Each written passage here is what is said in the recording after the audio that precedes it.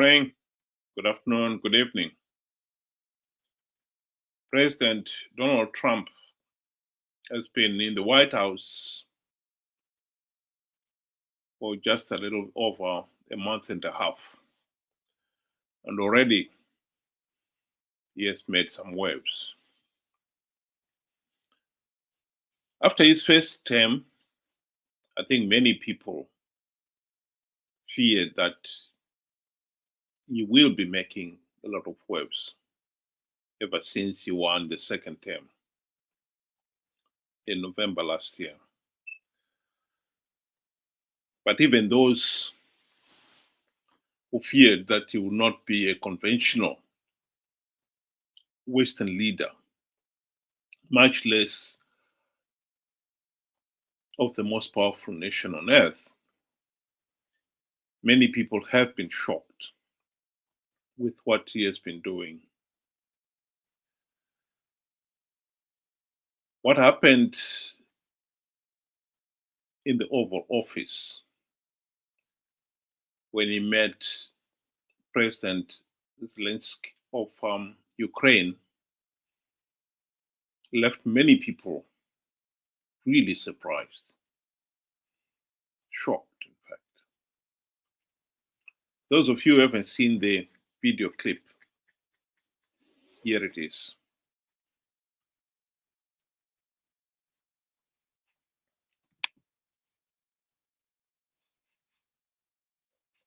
I'm talking about the kind of diplomacy that's going to end the destruction. But if you are not strong, Mr. President, with respect,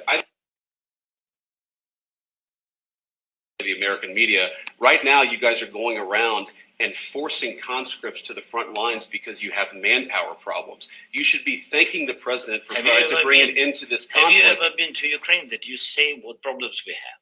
I have been to. Come once. I've actually watched and seen the story. I know what happens is you bring them on a propaganda tour, Mr. President.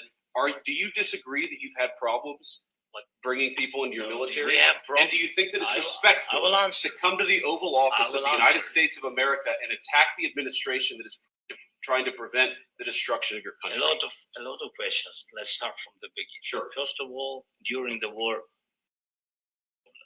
even you have nice ocean and don't feel now, but you feel it in the future. God bless. You don't know that. God bless. You God bless. You will not have a war. Don't tell us what we're going to feel. I'm not telling you. Because I'm in no position to dictate that. That's Remember exactly this. I'm not You're dictating. in no position to dictate what.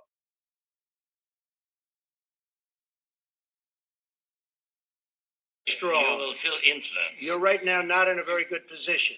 You've allowed From yourself to be in a beginning position, and of he the happens war. to be right about From it. the very beginning of the war. You're not Mr. in a good Brown, position. I was.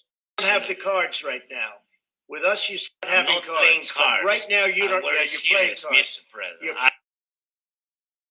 lives of millions of people. You're gambling with World War III. You're gambling with World War III. And what you're doing is very disrespectful to the country, this country. With It's back all to you. respect to your Far country. more than a lot of people said I'm wearing they respect. should have. Have you said thank you once? A lot of times. No. Opposition in October offer some words of appreciation for the United States of America and the president who's.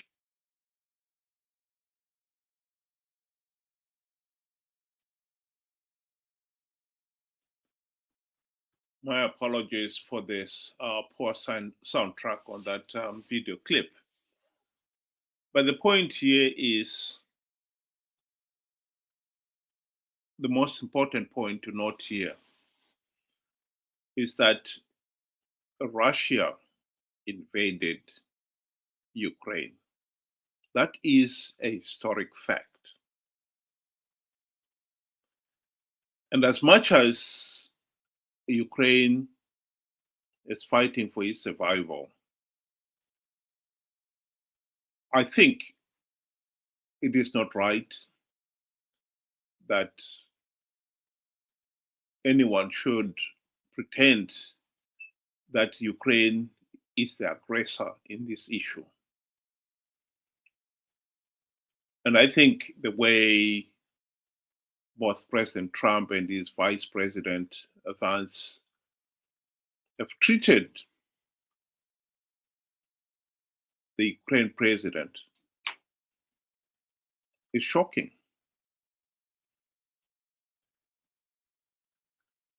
One is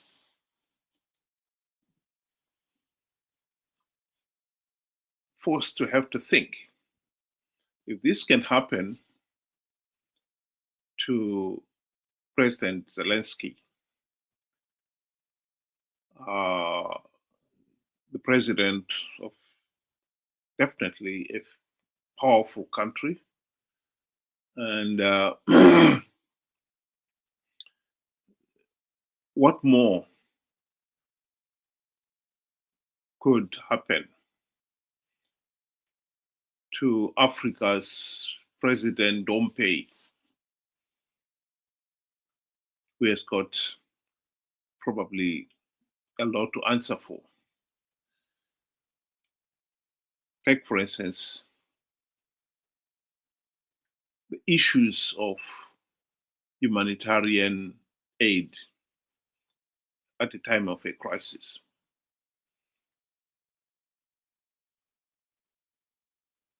It may not be shocking to find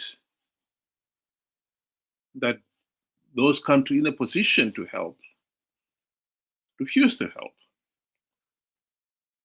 and turn around and say, well, your president is so wasteful.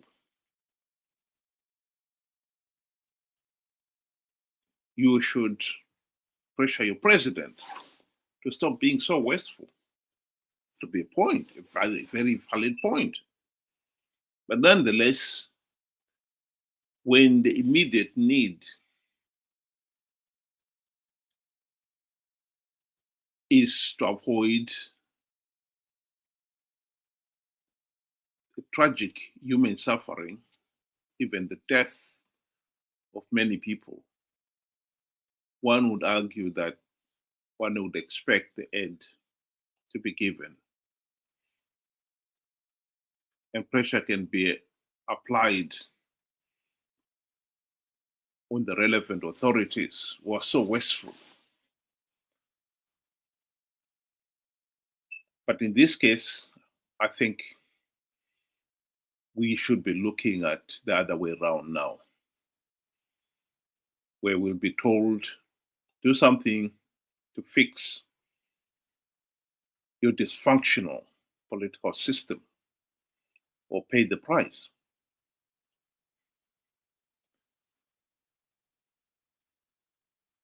The agents of sorting Africa, countries like Zimbabwe, case of bad governance has never been more urgent than it is now. We really have to sit down and end this case of rigged elections and bad governance.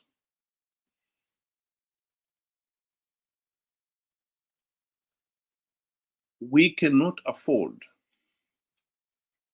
to sit back and watch this chaos continue.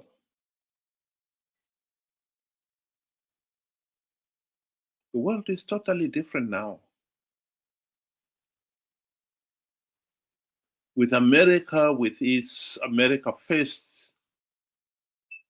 mantra, we can be rest assured that the rest of the world would want to do the same thing.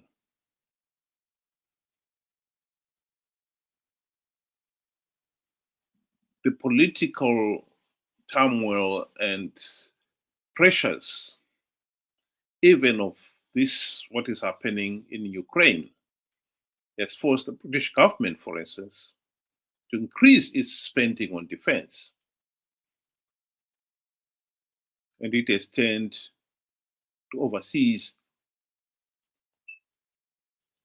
aid as one area where the additional money for defense could come from. And so the overseas budget has been cut. This is the consequence of this America First. And other nations are going to follow suit. And the next big disaster that is going to happen, and the usual donor organizations will pass a basket begging for help, I think we are going to see significantly less aid coming through.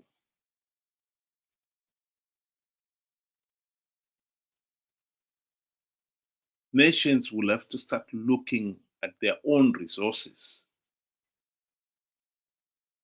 to handle emergencies.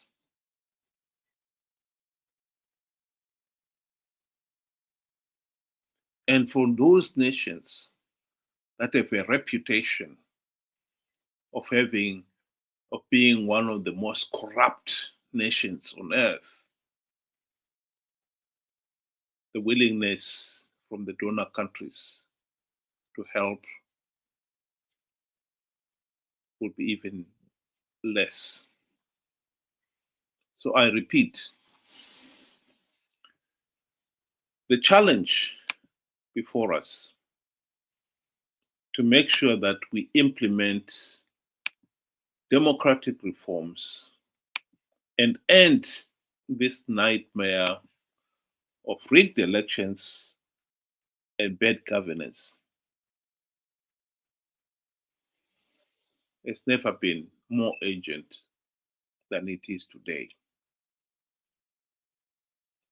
That is a fact.